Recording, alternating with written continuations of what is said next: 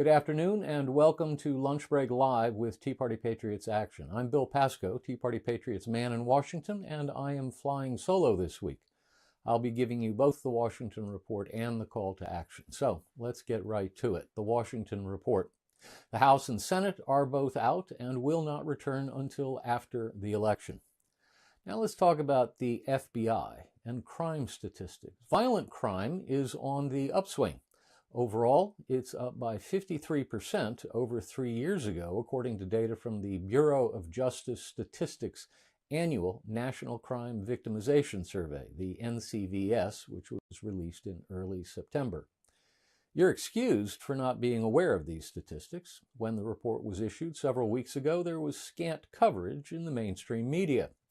Instead, in a rather obvious example of cherry-picking government data to make a point, the mainstream media chose to highlight the FBI's annual crime report, which showed crime rates dropping. For instance, ABC News anchor David Muir questioned former President Donald Trump during Trump's debate with Vice President Kamala Harris. Quote, "President Trump, as you know, the FBI says overall violent crime is coming down in this country." But Vice President Trump responded, "Excuse me, the FBI, they were defrauding statements. They didn't include the worst cities. They didn't include the cities with the worst crime. It was a fraud. Just like their number of 818,000 jobs that they said they created turned out to be a fraud." Trump was right in his debate pushback to Muir's assertion. The data cited by the FBI was not accurate and offered no valid comparisons to prior years because it is incomplete. The FBI data set, as Trump pointed out, does not include reported crimes from 3 of the nation's 5 largest cities, New York, Los Angeles, and Phoenix. The FBI changed its reporting requirements in 2021, and not all police departments have adapted to the change. In 2020, prior to the change, about 97% of police departments reported their annual data to the FBI. By 2022, fewer than half the police departments in the country were reporting their crime data, and 31% were not reporting at all, including New York, Los Angeles, and Phoenix, among others, according to John Lott of the Crime Prevention Research Center. That's an unprecedented drop in reporting, and it made the FBI's data set highly suspect. By contrast, the Department of Justice has another data set that's compiled differently. The Bureau of Justice Statistics produces its National Crime Victimization Survey every year based on actually talking to people, many of whom are victims of crimes. To conduct its survey, the BJS talks to 240,000 respondents living in 150,000 households all over the country. In contrast to the FBI data, which showed violent crime dropping, the NCVS data says it's staying the same. In 2023, the rate of violent victimization in the United States was 22.5 victimizations per 1,000 persons aged 12 or older, which was similar to the 2022 figure. But then comes the showstopper buried in the data. Between 2020 and 2022, the rate of violent victimization reported to police jumped by 53%, and it stayed the same last year. Importantly, the NCVS data also includes crimes that are not reported to police, as well as crimes that are. Crimes not reported to police are on the rise, and by a significant factor. For instance, only 42% of robberies were reported to police in 2023, compared to 64% that were reported to police in 2022. And the percentage of motor vehicle thefts reported to police in 2023 was just 72%, compared to 81% in 2022. Why the significant drop in reporting crimes to the police? It may have something to do with an increasing belief that it makes no difference if you report a crime to the police because no good will come of it. You won't get your property back, and you won't even see the criminal who victimized you get arrested, let alone be prosecuted or convicted. According to Lott's analysis, there's been a massive drop in arrest rates for reported violent crimes in major cities. He says it's dropped by 50%, while arrest rates for reported property crimes in major cities has dropped by a whopping 65%. In 2022, he says, in major cities, only 20% of reported violent crimes resulted in arrests, and only 4% of reported property crimes resulted in arrests. This is no accident. This is the product of a deliberate effort to change our nation's approach to enforcing the law and policing crime. It started a long time ago and includes efforts by, among others, George Soros, to elect 75 soft-on-crime local prosecutors around the country.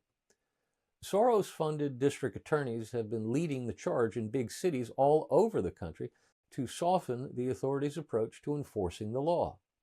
The results of this nationwide effort have been horrendous. In San Francisco, for instance, the crime spree under the Soros-funded district attorney was so bad that even the liberal electorate there elected to recall the district attorney. Last month, the FBI quietly issued a revision to its crime statistics. Rather than show violent crime dropping by 2.1% from 2022 to 2023, the new FBI data shows that violent crime increased in 2022 by 4.5%. The FBI still has not revealed why they updated their numbers. Now let's talk about campaign 2024. There are 15 days left until Election Day, but early voting is going on all over the country. Please make a plan to vote, whether in person, early voting, if your state offers that, or by absentee ballot. Please don't wait until Election Day. You don't want to be stuck with an unplanned event of some kind that keeps you from going to the polls and casting a vote in a timely fashion. This election is just too important for that. Now, the most recent update on non-citizen voting. In recent weeks, we've talked about how the Biden-Harris Department of Justice is suing Virginia and Alabama because those states are removing thousands of non-citizens from their voter rolls. Now the shoe is on the other foot. The state of Florida last week filed a lawsuit against the Biden-Harris administration for not helping the state of Florida as it takes steps to maintain its voter rolls by removing non-citizens. The state's lawsuit is based on a long-standing agreement between the state and the Federal Department of Homeland Security, which maintains certain databases. A federal program called the Systematic Alien Verification for Entitlements, SAVE, allows the state to use the federal database to verify immigration and citizenship status for people on the voter registration rolls. The suit contends that Florida's Department of State identified a number of individuals for whom it had evidence they were not citizens, but could not run a search via the SAVE program as the program does not have unique identifiers. So the state reached out to the Citizenship and Immigration Service at the Department of Homeland Security asking for verification of those individuals, but the state's request was denied.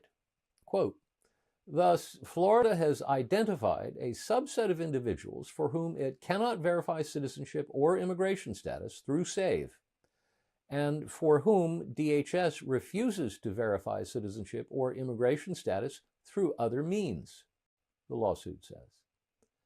The state wants a federal district judge to grant an order saying the federal government's refusal to provide verification is unlawful, a declaration that the state is entitled to a response, and an order directing DHS to respond to the inquiry. Stay tuned. Now, Bill Clinton commits a gaffe on Laken Riley. Kamala Harris isn't happy with Bill Clinton this week. The former president, a Democrat all-star for decades, made trouble for the Harris campaign a week ago yesterday when he acknowledged an obvious truth that Harris would rather not talk about. Laken Riley would very likely be alive today if not for the lax border security policies ordered and implemented by the Biden-Harris administration.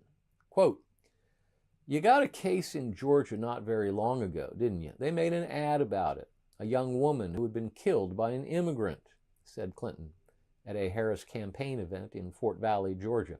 Yeah, well, if they'd all been properly vetted, that probably wouldn't have happened. In saying what he did, Bill Clinton reminded us all of Michael Kinsley, the liberal journalist who famously defined a gaffe as when a politician tells the truth.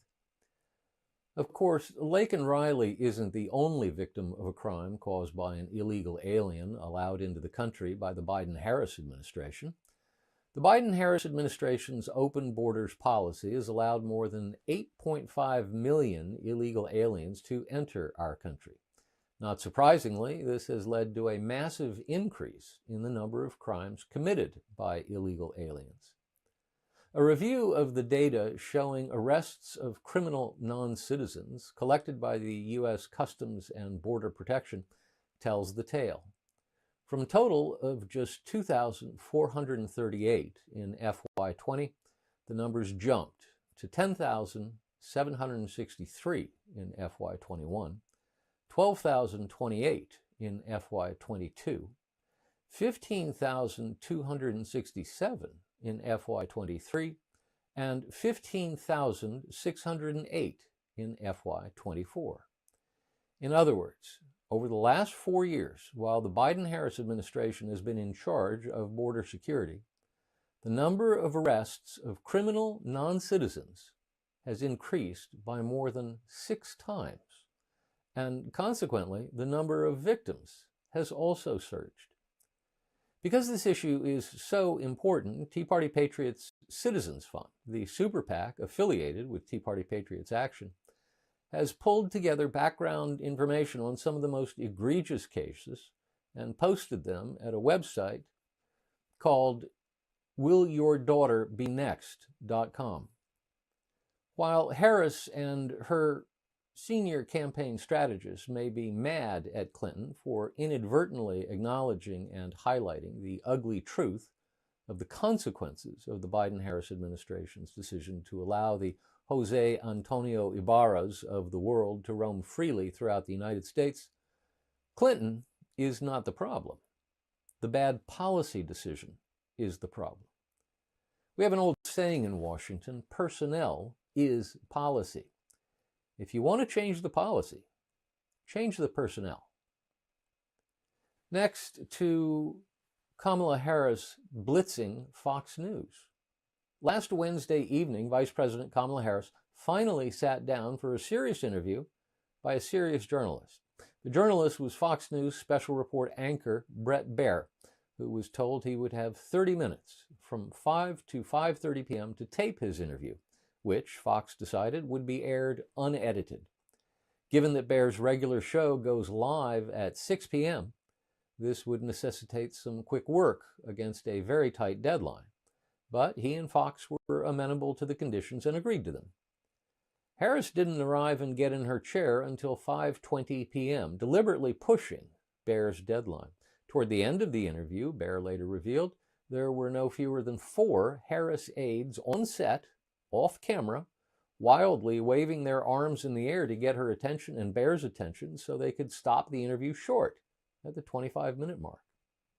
That said, I think both sides got what they wanted. Harris evaded Baier's questions. In fact, near as I could tell, she did not actually answer a single one of his direct questions, which were direct and pointed. Her team and her supporters no doubt will view that as a victory. She was quite blustery and filibustered to the best of her ability. She talked over Baier frequently, insisting that she finish whatever point she was making. If for her the point of the exercise was to be able to say she had gone into the lion's den and emerged unscathed, she got what she wanted. She survived a 25-minute interview with a serious journalist who tried to pin her down on a number of issues of concern. If, on the other hand, you were an undecided voter in a battleground state and you tuned into Fox News hoping to get some information that would help you make a decision, I think it's at least even money that you came away from the interview thinking you might want to vote for former President Trump. Harris came across as strong, but also as rude. She didn't do anything to help mitigate her reputation as a woman who speaks in word salads. She didn't answer the questions she was asked, and the questions seemed reasonable, so they should have been answered. The interview was watched by more than 7 million people live on air as it was happening, which makes it one of cable news's biggest non-debate nights ever. I'm not aware of any polling that's been released yet showing what viewers thought of the exchange, but I'm going to keep my eye out for it. Now to the Jenny Beth Show. Episode 91 of the Jenny Beth Show dropped last Wednesday. The episode features Jenny Beth's conversation with Mike Davis of the Article 3 Project, which he established after working as chief counsel for nominations for Senate Judiciary Committee Chairman Chuck Grassley of Iowa, in which capacity Davis helped confirm Neil Gorsuch and Brett Kavanaugh to the Supreme Court. Jenny Beth and Mike talk about a wide variety of topics, including the lawfare conducted against former President Trump and its impact on the election, election integrity, and what could happen if Democrats win the White House and hold the Senate. Highly recommended. And that's our Washington report for this week. Now to the call to action. There are 15 days left until Election Day, and in many states, early voting has already begun. If you haven't yet joined our action team, please go to marchtovictory.com to help get out the vote. If you live in Georgia, our affiliated super PAC, Tea Party Patriots Citizens Fund, is paying people to go door to door. Most importantly, especially if you live in a battleground state, please sign up to help increase voter turnout. We'll send you directions on how to download our new app and use that app to reach your family and friends to be sure they get out and vote. You and your efforts could make the difference between victory and defeat in the November elections. As always, if you have a question or a comment, you can email us at jenny.beth@teapartypatriots.org. That's jenny.beth@teapartypatriots.org. If you want me to answer a question on air, just add "for broadcast" to the subject line. We'll see you next week. Until then, be well and be active.